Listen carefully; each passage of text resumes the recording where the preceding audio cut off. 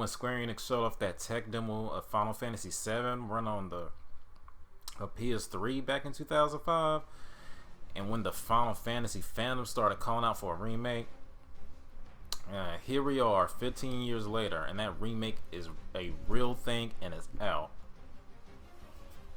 For me, myself, I wasn't a big fan of Final Fantasy VII. I mean, I liked it, but in 2005 I hadn't played it yet, so when that tech demo came out, I didn't really feel all that much of anything. I was just well, actually I did feel like some inside just because it was Final Fantasy. When I finally got to playing around Final Fantasy VII, I was underwhelmed. It's not a bad game. It's just good to me, like a solid 7 out of 10. And yes, that was intentional. It is the single most popular game of the franchise and the company, because it was the first one for the PlayStation and the first 3D one. Though it sort of went subconsciously under my radar at the time it released. By the time 10 came out, I remember saying to my brother I didn't even hear of Final Fantasy till 7, but I can't even remember when I did. In fact, I don't even recall PlayStation existing before 1998, though it released in 94, which I still can't believe. Like, I only remember 8-bit and 16-bit consoles back then. It seems crazy to me that we were in 3D gaming back in 94. Yeah, it was crazy to me. It was in 3D game in the mainstream in particular. I could see on PC, but in the mainstream in 94. But anyway, back to 7. I played Final Fantasy 7, I think somewhere between 2006 and 2008, like 10 years after released. I found 7 entertaining and contained the mix of quirky humor and drama that the series is known for. But I was highly turned off by the main villain, Sephiroth. He seemed incredibly cliche to me, and I still don't get all that shit with Genova. Since he was the driving factor of the plot, I didn't enjoy it as much compared to other FFs I've played to this point. Still, it's a Final Fantasy, my absolute favorite gaming series, so I did feel some excitement about the remake once Square Enix officially announced it at E3 2013. That was such a surreal moment, man. One of the gaming things I will never forget. People have been talking and asking for a Final Fantasy remake since 2005, and 7 years later, they finally revealed it. Like modern Square Enix, it was announced prematurely and took 7 more years before it would actually come out. The fandom was wondering when it would actually come out because since the 2013 announcement, there's been little to no information about the game, and even a couple of years into it, some gamers received no info. Even for a couple of years, we received no information whatsoever. There was some caution in this time as well, since Square announced that game would be released in episodes. I admit my interest went right down when I heard that, and I kind of stopped caring about it, especially when they stopped releasing info about it. Even when the release date got announced, I was fully expecting it to get delayed. Like modern Square Enix, it was announced prematurely and took 7 more years before it would actually come out. The fan was wondering when it would actually come out because since the 2013 announcement, information about the game had been sparse, and even a couple of those years, gamers received no information whatsoever. There was some caution in this time as well, since Square announced that the game would be released in episodes. I admit my interest went right down when I heard that, and I kind of stopped caring about it, especially when they stopped releasing info. Even when release date got announced, I was fully expecting it to get delayed. As release approached, my curiosity was piqued. The demo was really good, but I still thought the multi-part approach was just milking it because 7 is the most popular game, so of course people are gonna buy it regardless. Like, they're gonna buy them all. And I still do think that, but when the quarantine hit, I put aside my initial plans of buying it when the second part drops to buying it just a week after it came out. I say I did think it was weird that they were turning Midgar, the part of the original game that was like 5 hours long, into a full game. And I was worried about the pace and all that, but my worries were assuaged. This is a solid ass game. Though 7 is one of my least favorite Final Fantasies, I still got hit with nostalgia while playing this. First thing I gotta talk about is how fucking good this game looks like. Yo, shit. When I booted up that demo, man, Final Fantasy has always had a reputation of looking fucking incredible, and they kept that rep with this one. The shine on Cloud's Busterstone is clean. The character models on the main cast look so good. Now, the NPCs, that's another story. I also like how you can see the material equipped on each character's weapon, integrating what is usually just a video game mechanic into the world. It seems like every other review out there talks about texture drops or pop-ins, but you won't be hearing me talk about that, or probably any of my reviews.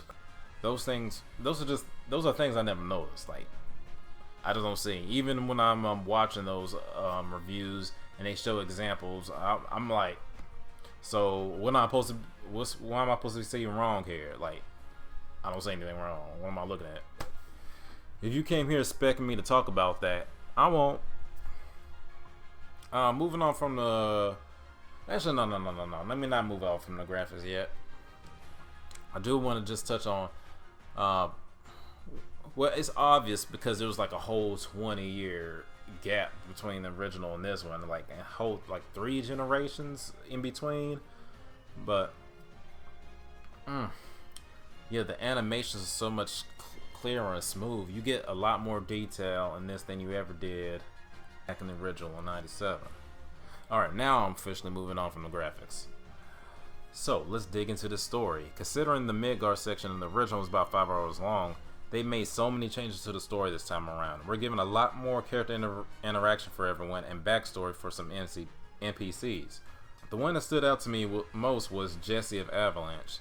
Jesse, Biggs, and Wedge didn't leave a lasting impression on me in the original, but in the remake, all of them get more screen time, and Jesse is a standout. As mentioned, it's been many years since I last played Final Fantasy VII, but I don't recall Jesse flirting with Cloud, and if it was there, it wasn't to this extent.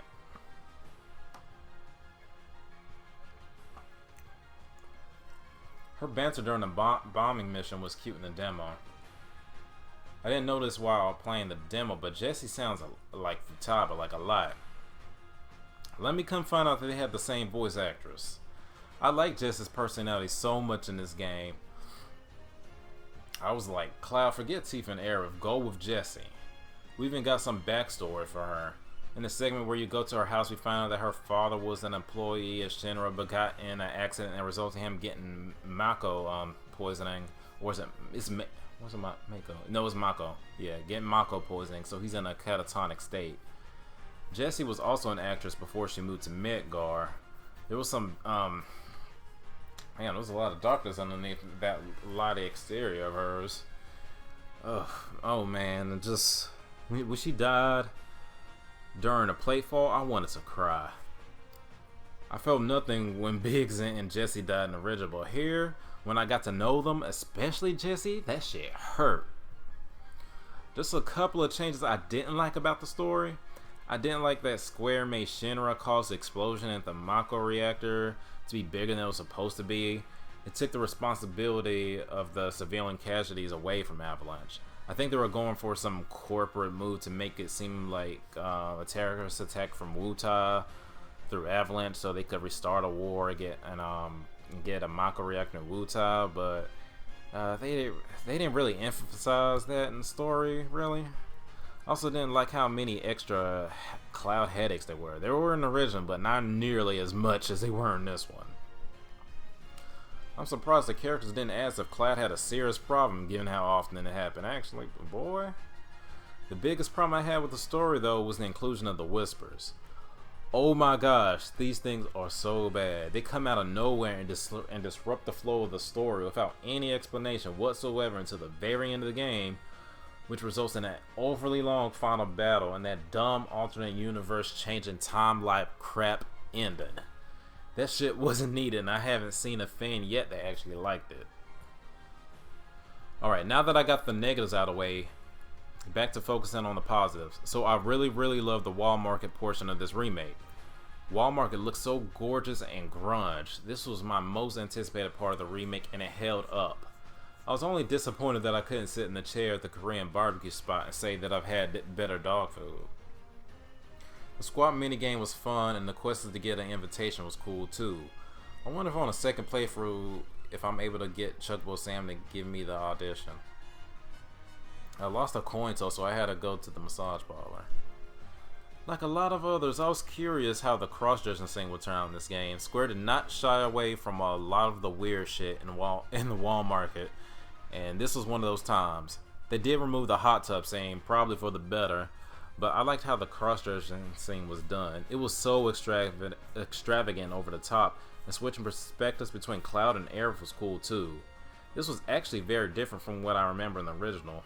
I think Aerith and Tifa were with Cloud, and it was at the clothing store and not at the Honeybee Inn.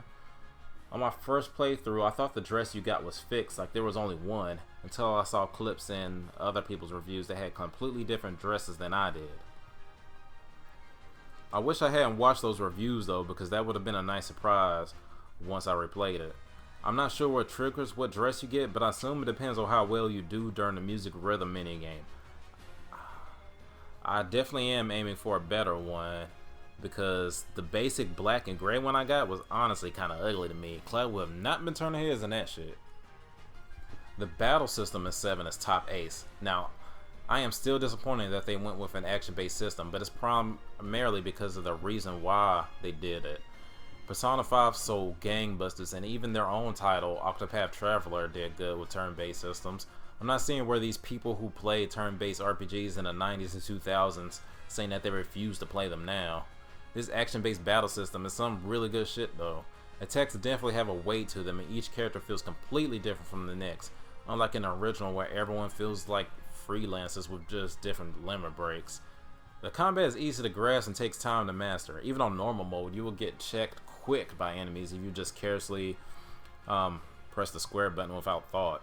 You have to strategically attack body parts of enemies to take away problem attacks, and then you want to pressure enemies to put them in a stagger state so you can deal maximum damage.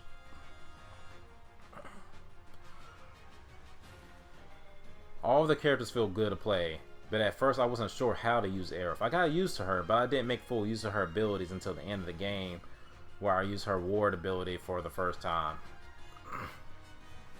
That shit is powerful as fuck, and I was mad that I just started to use it then. I also didn't use Tifa right until like later too, but not as late as Aerith. And the Materia System.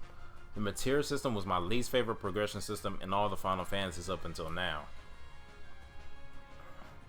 In the original, I didn't like it because I felt like it took too long to level up anything. It still takes a bit here, and just as long for some of these material, like the stat boosting ones, but it's better overall, and I feel there's more variety. I'm probably completely wrong about that since I haven't played 7 in so long, but I definitely played around with more materia in the remake. I also like how they made any weapon in the game viable, unlike in most RPGs. Your weapon upgrades go on a linear, unlike in most energies where your weapon upgrades go on a linear path. Also like how they made any weapon in the game viable, unlike in most RPGs where your weapon upgrades go on a linear path. The newest one you get is always the best one, but in 7R, each weapon comes with their own stats, stat buffs, decreases, and an ability, so you have to make a choice on what you want to prioritize. I usually just go with attack with every character except for Aerith because she basically has no physical attacks. But on my next playthrough, I'm definitely going to play around a bit. Oh, then you also have the upgrade system for each weapon where you can further add buffs to your weapon. So the Bastard Sword can eventually be, well, potentially, I never tried it, but I assume it can eventually be just as strong as the base version of the Final Sword by the end of the game. There's also the expansion of content here. The areas of Midgar are larger and there are side quests you can do. I have to agree that most of them aren't that entertaining to do. I really said, I know they are not making me look for some damn cats right now. Oh, when I got to that side quest, man. I did a few of the side quests, but I ignore most of them. I do like most of the ones that involve fighting though, and I did enjoy fighting summons like back in the old FF games. I did not see a lot of padding in this game, unlike a lot of others. But yeah, there were a couple of times where I did. In the tunnel section, I did think that the hand crane part just went on one too many times. I think just having two segments was fine, given how long it takes to do each one. The third was where I got tired of it, and within the Shinra building, thought that little door segment, I'm not sure what they call it, but it made like one part of the Shinra building like its own dungeon, and that ran on for a little too long in my opinion. Speaking of the Shinra building, that shit looks gorgeous, man. That was a really nice looking part of the game. I was disappointed that you couldn't follow a blood trail up into the Shinra room and find the president with a Masamune in his back. And he also removed that headless Genova. That shit was fucking creepy in the original. I really would have liked to see it with these modern graphics. I do find it funny how I played 2 RPGs this year that had a darts minigame and a grappling hook mechanic. Oh, this review is sort of jumping all over the place now. But I just wanted to say that overall, the Final Fantasy Remake is incredible, with just a few moderate flaws, mostly with the whispers and the ending. Still. Well, if you're reading or watching this spoiler review, then I assume you've already played this game. I'll definitely be replaying this myself in the future.